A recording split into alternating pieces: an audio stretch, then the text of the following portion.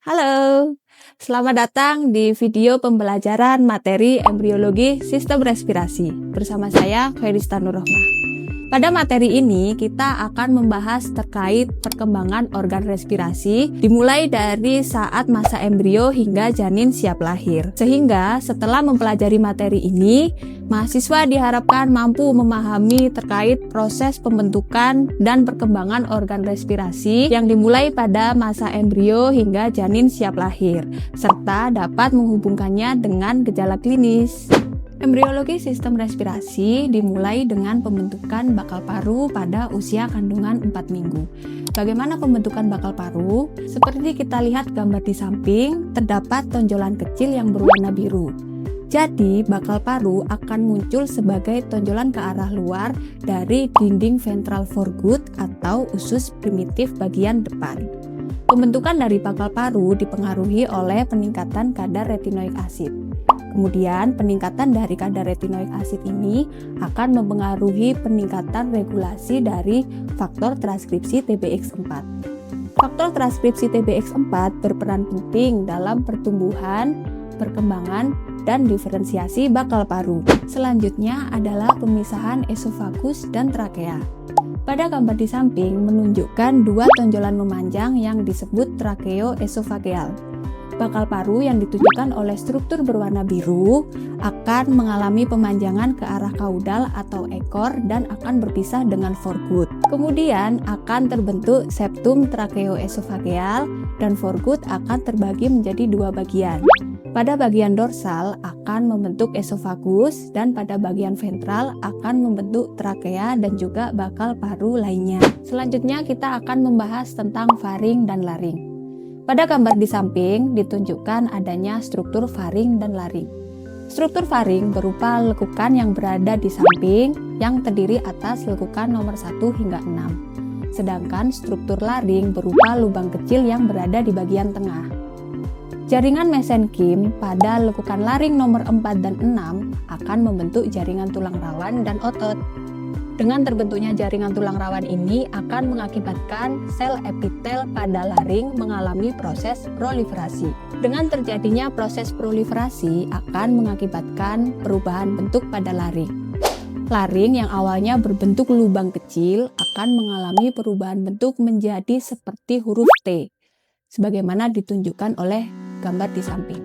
Namun, proses proliferasi yang terjadi secara terus-menerus ini akan mengakibatkan penutupan sementara pada lumen laring, hingga akhirnya nanti terjadi proses vakuolarisasi dan rekanalisasi yang mengakibatkan lumen pada laring terbuka kembali. Laring yang terbuka kembali memiliki bentuk yang berbeda, di mana awalnya berbentuk seperti huruf T sesuai dengan gambar, akan mengalami perubahan bentuk menjadi lebih besar. Hal ini disebabkan karena laring memiliki kantong sebelah kanan dan juga kantong sebelah kiri, sebagaimana ditunjukkan pada gambar di samping.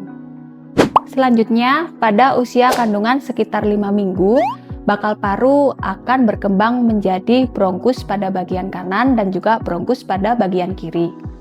Pada gambar di samping ditunjukkan bronkus sebelah kanan akan terbentuk menjadi 3 bronkus. Sedangkan untuk yang sebelah kiri akan terbentuk menjadi 2 bronkus sekunder.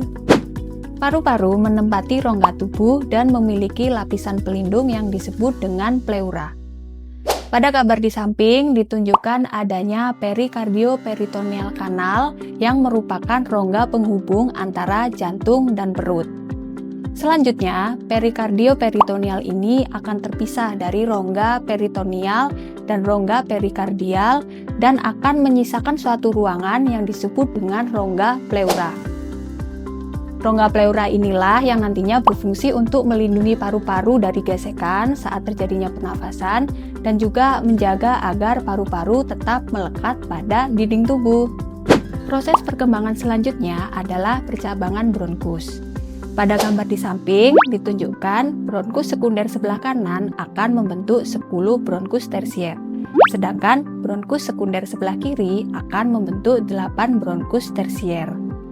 Percabangan bronkus ini diatur oleh interaksi antara epitel dan mesenkim. serta melibatkan faktor pertumbuhan fibroblast. Pada perkembangan selanjutnya, pada usia kandungan 7 bulan, bronkeolus mengalami percabangan dengan membentuk saluran yang lebih kecil dan lebih banyak menjadi kantong alveolus. Selain itu, suplai kapiler darah juga semakin bertambah banyak.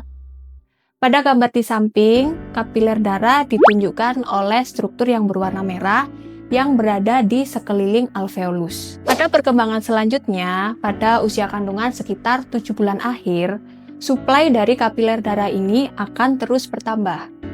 Kapiler darah ini pada usia kandungan 7 bulan terakhir akan semakin mendekati alveolus. Kapiler darah berfungsi untuk membawa udara yang akan dipertukarkan melalui alveolus.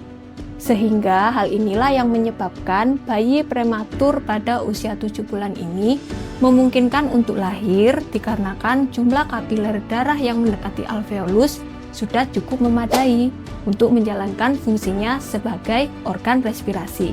Pada gambar di samping ditunjukkan adanya sel epitel yang menyusun alveolus.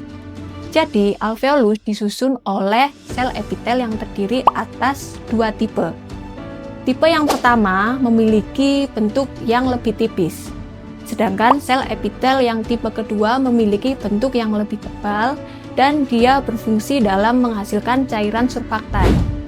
Cairan surfaktan ini berperan untuk menurunkan tegangan permukaan yang terjadi pada saat proses pertukaran udara antara kapiler darah dan alveolus. Jadi, proses pematangan paru-paru terdiri atas 4 periode. Yang pertama adalah pseudoglandular period. Pada periode ini terjadi pada minggu ke-7 hingga 17, di mana terjadi proses percabangan bronkus menjadi bronkeolus. Selanjutnya ada canalicular period, di mana terjadi pada minggu ke-17 hingga ke-26 dan terjadi proses percabangan bronkeolus menjadi kantong alveolus. Selanjutnya yang ketiga adalah scapular period, di mana periode ini terjadi pada minggu ke-26 hingga ke-36. Pada periode ini, alveolus yang matang dan kapiler darah sudah mulai banyak dan siap menjalankan fungsinya sebagai organ respirasi. Yang terakhir adalah periode alveolar, di mana periode ini terjadi pada minggu ke-36 hingga 2 tahun usia bayi. Pada periode terakhir ini, alveolus akan semakin matang, kapiler darah juga semakin banyak jumlahnya, sehingga mendukung fungsi organ respirasi saat ini dan juga saat dewasa nanti. Nah, terakhir kita akan membahas tentang kelainan yang terjadi selama proses embriogenesis. Ada beberapa kelainan, diantaranya adalah esophageal atresia dengan atau tanpa fistula, kemudian respiratory distress syndrome atau RDS, hipoplasia, aplasia, agenesis, dan congenital cystic. Pada gambar A menunjukkan saluran esofagus bagian proksimal mengalami kebuntuan dan terpisah dikarenakan adanya fistula bagian distal. Sebaliknya, pada gambar B, bagian distal yang terpisah dan mengalami kebuntuan dikarenakan fistula bagian proksimal. Kemudian pada gambar C, terdapat 2 fistula pada bagian proksimal dan distal. Sedangkan pada gambar D, terdapat 1 fistula yang menghubungkan proksimal dan distal. Kemudian yang terakhir pada gambar E, tidak ditemukan adanya fistula, namun saluran esofagus proksimal dan distal terpisah. Selanjutnya ada respiratory distress syndrome yang disebabkan cairan surfaktan yang tidak mencukupi sehingga menyebabkan kolaps pada alveoli akibat tegangan permukaan yang tinggi antara alveolus dan kapiler. Selanjutnya ada hipoplasia, yaitu ukuran paru yang kecil pada salah satu sisi. Selanjutnya aplasia, yaitu bronkus yang mengalami rudimentari pada satu sisi. Selanjutnya agenesis, yaitu tidak adanya bronkus sama sekali pada satu sisi. Dan yang terakhir ada congenital cystic, yaitu dilatasi pada paru-paru. Demikian penjelasan dari saya.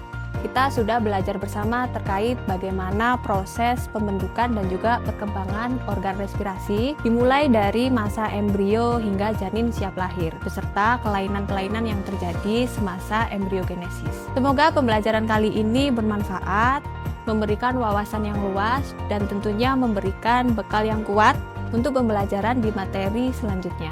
Terima kasih.